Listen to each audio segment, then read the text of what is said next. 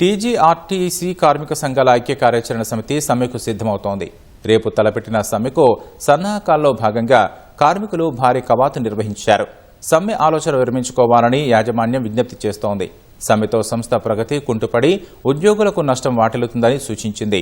ఆర్టీసీలో ఎస్మా చట్టం ప్రకారం సమ్మెలు నిషేధమని, ఉద్యోగులను ఎవరైనా బెదిరించినా, విధులకు ఆటంకం కలిగించినా బాధ్యులపై చట్ట ప్రకారం చర్యలు తప్పవని యాజమాన్యం హెచ్చరించింది.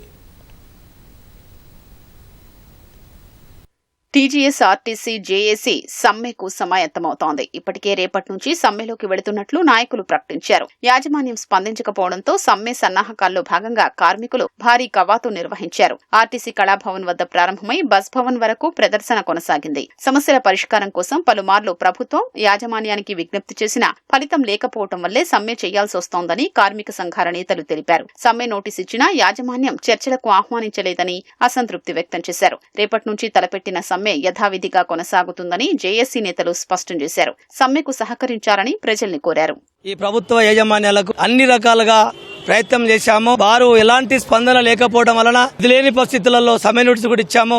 ఆ సమ్మె నోటీసు ఇచ్చినప్పటికీ కూడా ఈ రోజు వరకు కూడా చర్చలకు రమ్మనకుండా, చర్చలకు ఏ ఒక్కరు కూడా ఆర్టీసీ యాజమాన్యం నుంచి కానీ ప్రభుత్వం నుంచి కానీ ఇప్పటి వరకు పిలవకుండా జాప్యం చేస్తున్నారు. వీళ్ళు ఏం చేస్తారో చేసుకొని వీళ్ళ తడకేందో చూస్తాము, వీళ్ళ శక్తి ఏందో చూద్దామని చెప్పేసి వాళ్ళలో కొంత మా మీద ఆ విధంగా చిన్న చూపు ఉంది. కాబట్టి మా యొక్క బల ప్రదర్శన, మా కార్మికుల యొక్క తెగువ, మా కార్మికుల యొక్క పౌరుషం, మా జేఏసీ యొక్క సత్తా ఏందో ఈ యొక్క ప్రభుత్వ యాజమాన్యాలకు మా ద్వారా, మా ఈ కార్మిక కమత్తు ద్వారా వెంటనే మా డిమాండ్లను ఒప్పుకోవటానికి చర్చలకు పిలిచి సమస్య పరిష్కారం చేయాలి. లేకపోతే మే 7వ తారీఖు నుంచి సమ్మె యథావిధంగా కొనసాగుతుందని చెప్పేసి ఈ ప్రభుత్వ యాజమాన్యానికి తెలియజేస్తాం. మేనిఫెస్టోలో 5 అంశాలు పెట్టారు.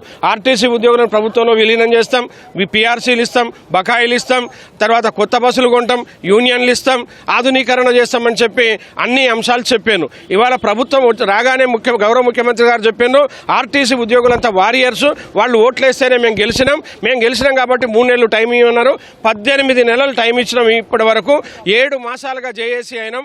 3 మాసాల నుంచి జనవరి 27కి నోటీస్ ఇచ్చి అన్ని సమస్యలు, చాలా జటిలమైన సమస్యల మీద యాజమాన్య ఒత్తిడి, పనిభారము, ఇట్లాంటి వాటి మీద మేము ఇచ్చినాం. తర్వాత ప్రభుత్వం చెప్పిన వాటిని మాత్రమే పెట్టడం జరిగింది. గౌరవ ముఖ్యమంత్రి గారు మొన్న మేడే రోజు యూనియన్లను పిలుస్తాం, మాట్లాడతాం, కానీ ఆర్థికంగా ఉన్నాయి చూడండి, మాట్లాడండి, మినిస్టర్ గారు పిలిచి మాట్లాడతారు.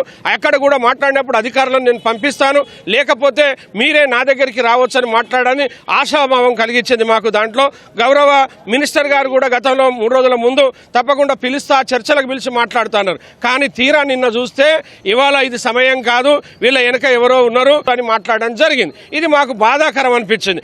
మీరు చర్చలకు ఆహ్వానించండి, పిలవండి, రావడానికి సిద్ధంగా ఉన్నాం. భేషజాలాలు లేవు.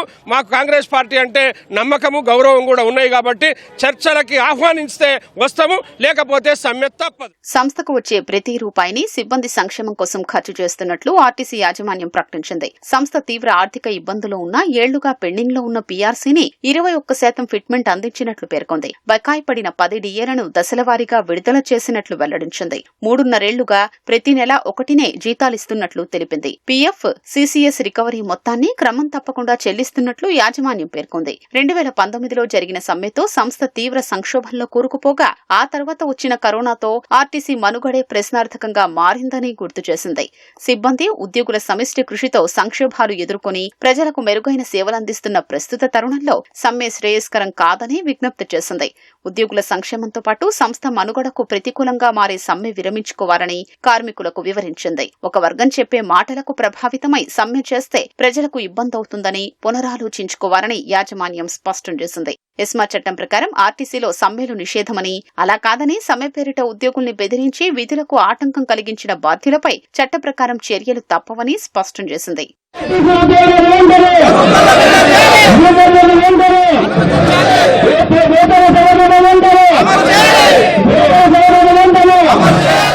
రవాణా శాఖ మంత్రి పొన్నం ప్రభాకర్ ను కొందరు ఆర్టీసీ కార్మిక సంఘం నేతలు మినిస్టర్స్ క్వార్టర్స్ లో కలిశారు. టీఎంయూ వ్యవస్థాపక అధ్యక్షుడు అశ్వత్థామరెడ్డి, ఎన్ఎంయూ నరేందర్, బీఎంఎస్ స్వామికుమార్, ఎస్టీఎంయూ నేతలతో సమ్మెను ఉపసంహరించుకోవాలని మంత్రి పొన్నం సూచించారు. ఆర్టీసీ లాభాల బాట పడుతున్న సమయంలో సమ్మె నష్టం చేకూరుస్తుందని వివరించారు. రేవంత్ రెడ్డి సర్కార్ కొలువుదీరాక ఆర్టీసీ ఉద్యోగులకు సంక్షేమానికి చేపట్టిన కార్యక్రమాలు వివరించారు.